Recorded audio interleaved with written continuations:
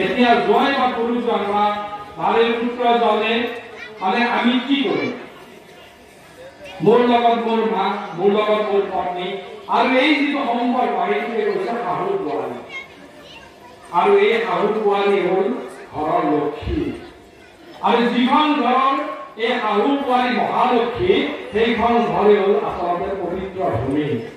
আৰু এই পবিত্ৰ ভূমিৰ পৰাই এজন ডক্টৰ ইঞ্জিনিয়াৰ প্ৰশাসনিক বিষয়া ওলাই আহিব গতিকে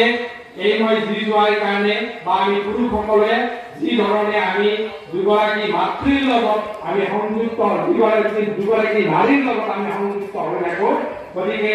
এই শাহু বোৱাৰী শাহুজনী মোৰ মাও এদিন সেইখন ঘৰৰ বোৱাৰী আছিল আজি মই বিয়া কৰাৰ পিছত শাহু হ'ল মোৰ ল'ৰা আজি 3.5 বছৰ হয়তো 3 বছৰ পিছত মোৰ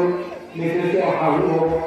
এই যে শাহু বোৱাৰী এই শাহু বোৱাৰী হ'ল এখন ঘৰৰ লক্ষ্মী আৰু আমি আজি ইয়াত লক্ষ্মী পূজা কৰিছোঁ আচলতে যদি আমি সকলোৱে আমাৰ শাহু বোৱাৰীক পূজা কৰোঁ আচলতে সেইটোৱে লক্ষ্মী পূজা মই নাজানো লক্ষ্মী ক'ত আছে ক'ত দেখিছিলে আপোনালোকে কোনে ক'ত দেখিছিলে কিন্তু আমাৰ প্ৰতি ঘৰত এই শাহু বোৱাৰী লক্ষ্মী হিচাপে আমাৰ ঘৰত আছে প্ৰতিখন ঘৰ ধৰি ৰখাৰ কাৰণে আমাৰ শাহু